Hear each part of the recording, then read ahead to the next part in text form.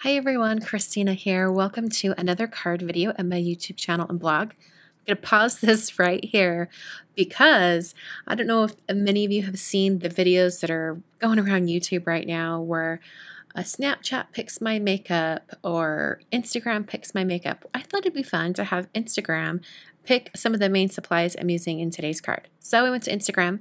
You guys chose between two stamp sets and the Mom Elephant Donut Treats one. Between a landscape card or a portrait card, tall or wide, you guys chose a tall card. And you also chose watercolors, so I'm going to be using watercolors today. I wanted possibly a blue color palette or multicolor, and you guys chose multicolor. And then you guys wanted my usual voiceover with tips as opposed to me making the card live and talking through.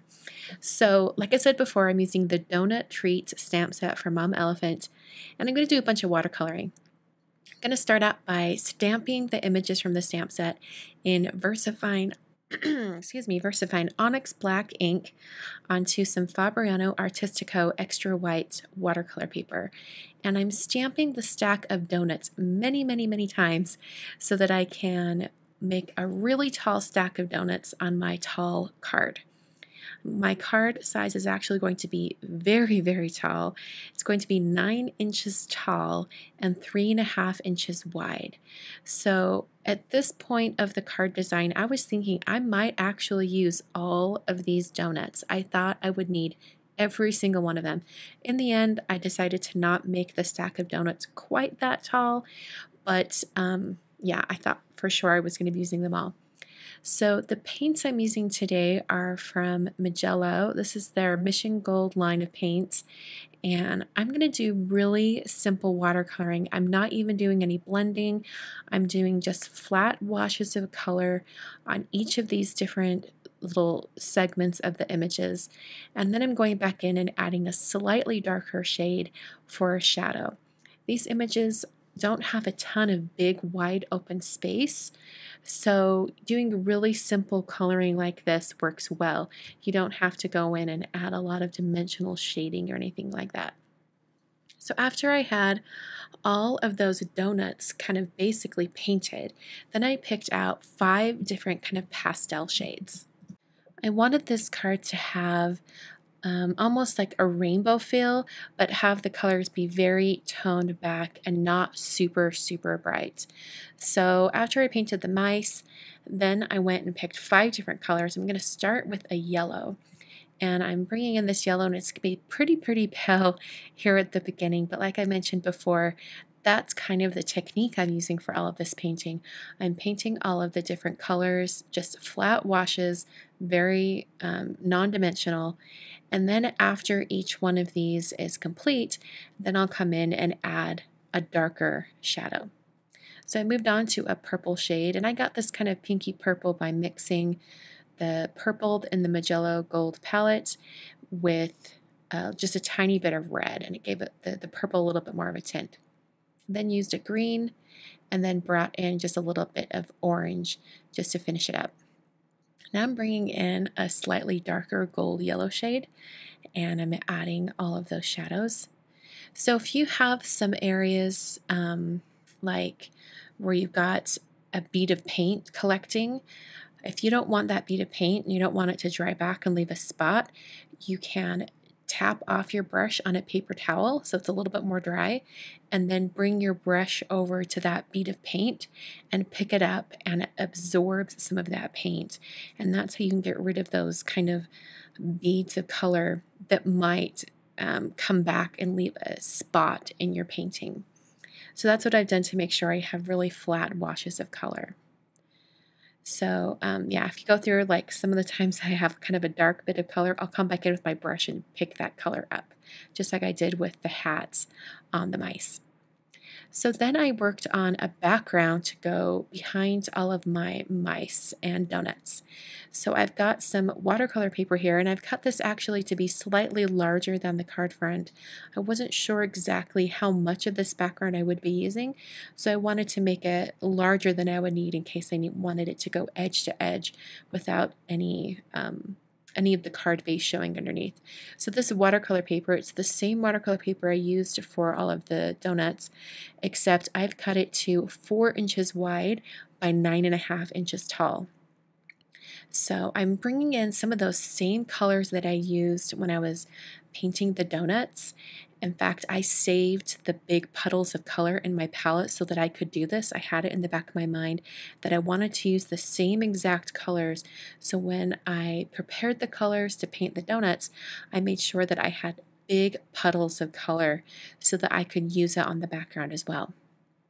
So I wet that whole area, painted on the colors, dried it, and then now I'm bringing in those same colors and I'm running them off the edge of an acrylic block to get some paint splatters. And I did water these down quite a bit so that the splatters would dry back very, very pale.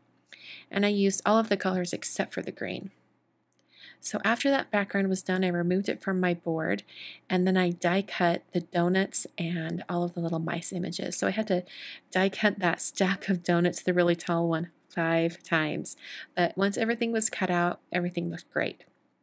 So eventually I ended up trimming down the background piece to 2 3/4 wide by 8 1/4 tall. So it was 3/4 of an inch shorter in each dimension, shorter or smaller in each dimension. And this is going to give me a nice wide border around the card, and it's also going to narrow up that background so that the stacks of donuts don't look like they're being dwarfed by this massive background. So then I took that same black ink I used earlier and I stamped my greeting, and I also brought in just a little bit of a gray watercolor paint just to give a little bit of shading under the donuts. But actually, I think I probably could have skipped that step because I really couldn't see it too much after the donuts were in place. So I kind of played with these die cuts for a little bit and determined that I didn't want the stacks to be so high. In fact, I did some die cut surgery here and cut some pieces, and then I made them look like they weren't like multiple die cuts on top of each other. I cut off the bottom white edge from the die cut that the die left behind, and then I was able to adhere them directly on top of each other, and it hides the actual nature of that, so it looks like it's part of the same image, if that makes sense. So I used a little bit of Tombow Extreme Adhesive on those pieces to put them all together, and I did that for both mice pieces and also making the stack of donuts connect. And in fact, this one stack of donuts, I'm actually going to have it, I'm taking off the, like I'm going to place it over the top of the yellow one that's already there because I want it to just be a little bit shorter. So then I put some foam tape behind each stack, and the first stack on the left just has one layer of foam tape. But for this other one, I put 2 layers of foam tape so that it could overlap the other stack and have even more dimension. Just made it a little bit more interesting. So now I'm going to do some detail work on the donuts. I decided they looked a little bit plain, so I'm going to take these twin tone markers from Tombow, and they come in pastel shades. I thought that was perfect to go with this color palette, and I'm drawing on little sprinkles.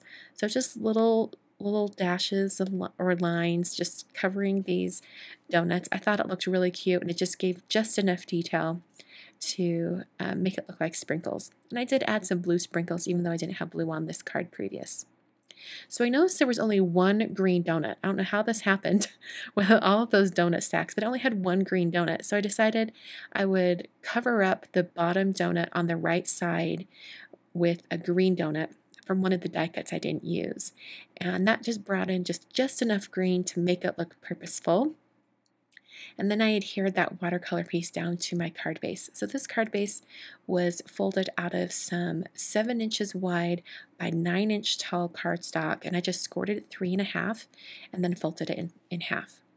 So now I'm going to use the Spring Blossom Mix of Sequins from Pretty Pink Posh, and I adhered a few of those onto my card using some Ranger Multimedia Matte Adhesive and some tweezers to help hold those sequins in place.